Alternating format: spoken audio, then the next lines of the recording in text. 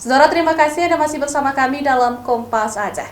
TNI Angkatan Udara lakukan operasi wilayah udara Aceh untuk memantau gelombang pengungsi Rohingya di area perairan Laut Aceh.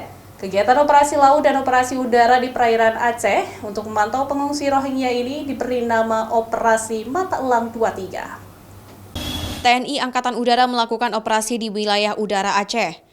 Operasi laut dan operasi udara ini dilakukan dengan menggunakan pesawat TNI AU CN-295.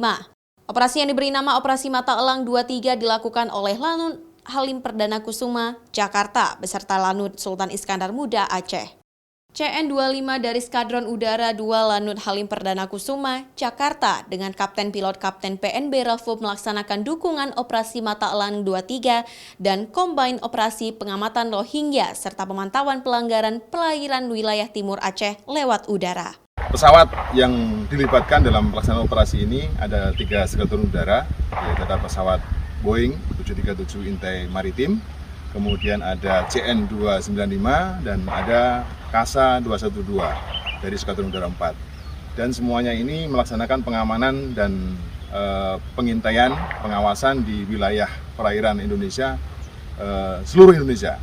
Namun kita melaksanakan dalam 2 minggu terakhir ini kita fokuskan ke wilayah perairan Aceh karena terkait dengan adanya keamanan wilayah Aceh yang dalam hal ini ada beberapa terdeteksi adanya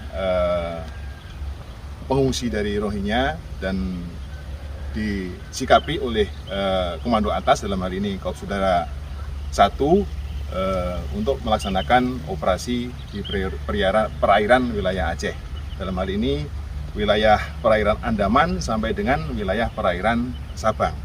Pengamatan dan pemantauan dengan CN-295 ini akan dilaporkan ke Komando Pusat Angkatan Udara serta akan dikoordinasikan dengan satuan lainnya, baik kepolisian maupun pemerintah daerah. Selain itu, dalam operasi kali ini juga menggunakan heli AS-565 MBE dengan misi dukungan operasi Tombak. Misinya adalah memantau gangguan kedaulatan seperti masuknya pengungsi Rohingya dari Myanmar yang menggunakan transportasi laut. Dari pantauan sementara, belum terlihat adanya perahu pengungsi etnis Rohingya di perairan Laut Aceh. Davi Abdul